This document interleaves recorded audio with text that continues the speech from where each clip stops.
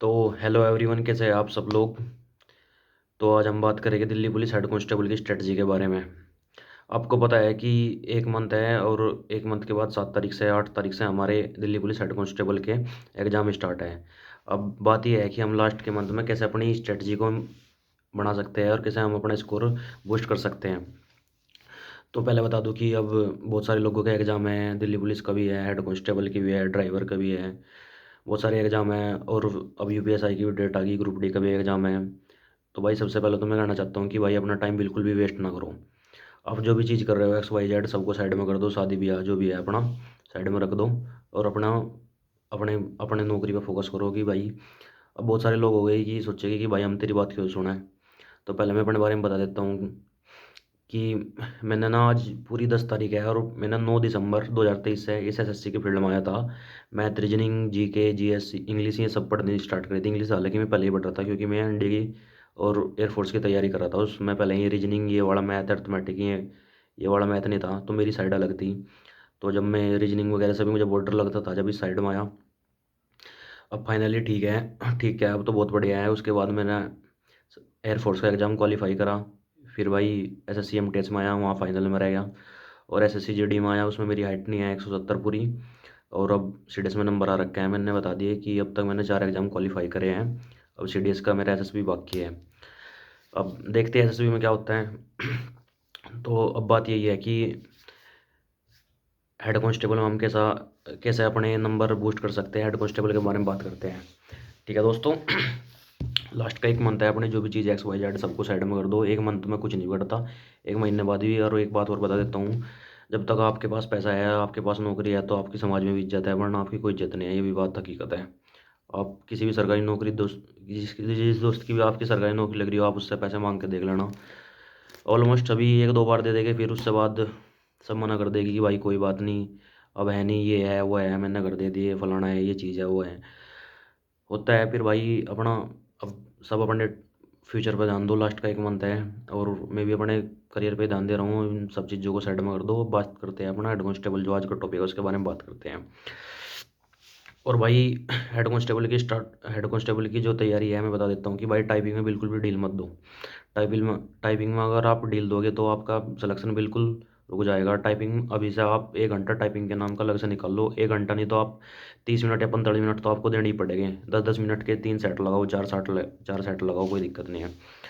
और जो second thing है भाई, जो इंग्लिश होती है दैट इज डिफरेंट, जो सेपरेट करती है दिल्ली पुलिस को अदर वेरियस एग्जाम थे। क्योंकि जो हेड कांस्टेबल में आती है इंग्लिश आती है। इंग्लिश में भाई मैं बता देता हूँ कि आपको 25 में से ना 24 क्वेश्चन करने ही पड़ेंगे। करने 24 नहीं कर सकते तो आपको 23 करने ही पड़ेगा सिलेक्शन लेने के लिए। और इंग्लिश में जैसा है कि आप मैक्सिमम क्वेश्चन अटैम्प्ट कर सकते हो और मैक्सिमम नंबर ला सकते हो।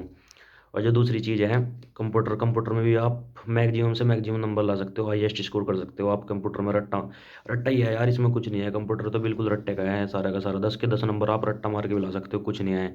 एक मंथ में बहुत आराम से रट्टा लग जाएगा। कंप्यूटर में आप 9 भी नंबर लाओगे, 8 नंबर यहाँ हो गए, 8 नंबर यहाँ हो गए, और 24 24 नंबर आप इंग्लिश में अटैम्प्ट कर लो। रीजनिंग में भी आपके 25 में से भाई। और पहले बता देता हूँ कि भाई बिगनर भी लास्ट के एक मंथ में आके मुझे भी तैयारी करनी है। एक मंथ में Delhi police head constable exam निकल जाएगा। ऐसा बिल्कुल नहीं होने का। जो पिछले दिनों से सीजीएल की, सीएचएसएल की जिसने इंग्लिश पढ़ी हुई है या एनडीए सीडीएस के बैकग्राउंड से हो, तो वो तो कर सकता है इस चीज़ में आके, पर बिगनर नहीं कर सकता लास्ट के एक मंथ में।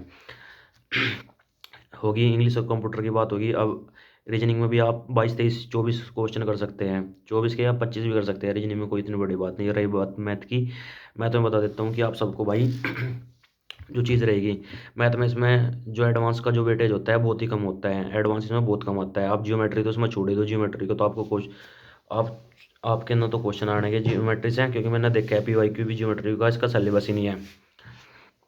मैंने पीवाईक्यू लगाए हैं।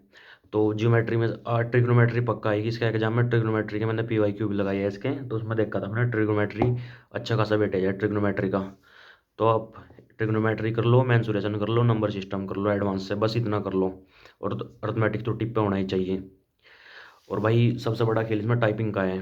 टाइपिंग आपको करनी ही पड़ेगी। टाइपिंग का नाम का आपको अभी से टाइम देना पड़ेगा, ठीक है दोस्तों।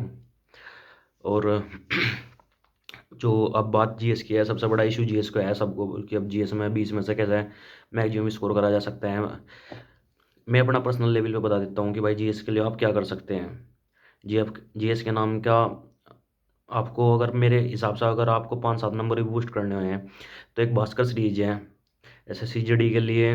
स्टार्ट एसएससी जीडी के लिए शायद 2022 में पढ़ाई थी। और डब्ल्यू के टीचर है उसमें। अगर आप उसे कर लोगे, उसके प्रॉपर नोट्स बना लोगे ना, उनमें ना मैराथन पड़ी हुई है 5-5 6-6 घंटे की। वो बहुत ज़्यादा हेल्पफुल रहेगी आप लोगों के लिए। आप उसे कर लो एक बार। और मेरे हिसाब से आपके 5 6 से 7 नंबर, जब मैं इस फील्ड में आया था एसएससी के, सबसे पहले मैंने वहाँ से ही पढ़ना स्टार्ट करा था। उसके बाद परमार सर और एआई वगैरह, फिर मैंने ये सब टूल्स वगैरह इस्तेमाल करने शुरू कर दिए थे। ठीक है दोस्तों। और जीएस में भाई करंट का इतना बड़ा वो नहीं है कि मैंने देख लिया, क्योंकि मैंने सीजीएल का भी एग्ज़ाम दिया, सीएचएसएल का भी एग्ज़ाम दिया। क्योंकि करंट अब की बार एडिक्यूटी इतने अच्छे खासे लेवल पे पहुंच नहीं रही है, करंट पर ज़्यादा ध्यान देने की कोई ज़रूरत नहीं। जो कोई जिसका ग्रुप डी का एग्ज़ाम है, दो तो दे सकता है ग्रुप डी में, क्योंकि भाई ग्रुप डी में 17 से 18 क्वेश्चन करंट से ही आ रहे हैं, 20-20 क्वेश्चन भी आ रहे हैं। तो अगर किसी का ग्रुप डी का एग्ज़ाम है, वो ग्रुप डी के लिए भी तैयारी कर रहा है, तो उसके लिए तो मेन पॉइंट है, कोई दिक्कत नहीं है, करंट भी करो। पर करंट पे अगर कोई डेडिकेटेड हो गई, दिल्ली पुलिस हेड कांस्टेबल की तैयारी कर रहा है, तो अलग से करंट पढ़ने की कोई ज़रूरत नहीं है। डीपली करंट पढ़ने की बिल्कुल भी ज़रूरत नहीं है। जो आप पढ़ रहे हो मई मंथली, वही पढ़ो बस, उससे अलावा कुछ नहीं है। ठीक है दोस्तों। और इंग्लिश में बता देता हूँ भाई। इंग्लिश में पहले तो जो जो आती है इंग्लिश की, जो पहले ही जो मैंने टीसीएस के क्वेश्चन पेपर लगाए थे, पीवाईक्यू लगाए थे, उसमें ना इंग्लिश बेसिक आती थी। मतलब बहुत ही बेकार लेवल की आती थी। एनडीए सीडीएस से, इस एनडीए सीडीएस तो छोड़ो, सीजीएल से भी बेकार आती थी। जैसी जीडी में आती है इंग्लिश, जीडी एग्जाम में आती है, ऐसी इंग्लिश आती थी। पर अब की बार ऐसा नहीं होगा, क्योंकि एडिक्यूटी का पैटर्न एडिक्यूटी है। एडिक्यूटी तो वैसे एग्जाम ही ले रही है, पर अब की बार तो मुझे तो पता नहीं है टेंडर कौन ले रहा है, कौन एग्जाम लेगा इसका। तो बता देता हूँ कि भाई सीजल के मॉक लगाओ, जो 2025 में जो एडिक्यूटी ने पेपर एग्जाम हेल्ड करे हैं ना, उनके कहीं तरह क्वेश्चन उठाओ और मैं लगाओ सीएचएसएल के भी, और उसके भी सीजल के भी में उठाओ और मैंने करो। आप इसमें कंप्यूटर में कर सकते हो मैक्सिमम स्कोर, रीजनिंग में कर सकते हो, मैथ में भी कर सकते हो। अगर किसी बहुत सारे बच्चे होते हैं जिनका मैथ कमज़ोर होता है, पर 10-12 क्वेश्चन तो वो भी कर लेता है, कोई दिक्कत नहीं है। और इंग्लिश में तो भाई आपको करने ही पड़ेंगे। अगर आपको दिल्ली पुलिस हेड कांस्टेबल में जाना है, तो इंग्लिश में आपको मैक्सिमम से मैक्सिमम क्वेश्चन अटैम्प्ट करने ही पड़ेंगे, हाईएस्ट स्कोर लाना पड़ेगा। इंग्लिश के बिना इसमें सिलेक्शन बिल्कुल इम्पॉसिबल है। तो इंग्लिश के लिए मेरे हिसाब से आप ब्लैक बुक रेफरेंस करो। ब्लैक बुक से ही सारी वो कैब है। मैंने सीडीएस के भी एग्ज़ाम दिया है, एनडीए के भी एग्ज़ाम दिया है, सारे के सारे एग्जाम में ब्लैक बुक से बाहर वो कैब नहीं आती है। आपको कहीं एक्स्ट्रा भटकने की कोई ज़रूरत नहीं है। ब्लैक बुक उठाओ, ब्लैक बुक से सारे के सारे क्वेश्चन अटैम्प्ट करो। और उसका जितना ज़्यादा आप रिवीजन करोगे, आपके लिए बहुत ज़्यादा हेल्पफुल रहेगी। ठीक है फ्रेंड्स। अब ठीक है, अब एंड करते हैं वीडियो को। अगर किसी भी भाई की कोई भी क्वेरी हो तो आप नीचे कमेंट कर सकते हैं। फाइनली बात करते हैं फिर। आपको मेरे हिसाब से जितना हो सकता था मैंने बता दिया। और भाई मेरा बता दिया, एमटीएस में भी मेरा इंग्लिश में अच्छा खासा स्कोर था, और सीडीएस में भी इंग्लिश के बेस पे सिलेक्शन हुआ है। हालांकि मेरी जीएस अच्छी है, बढ़िया जीएस है मेरी।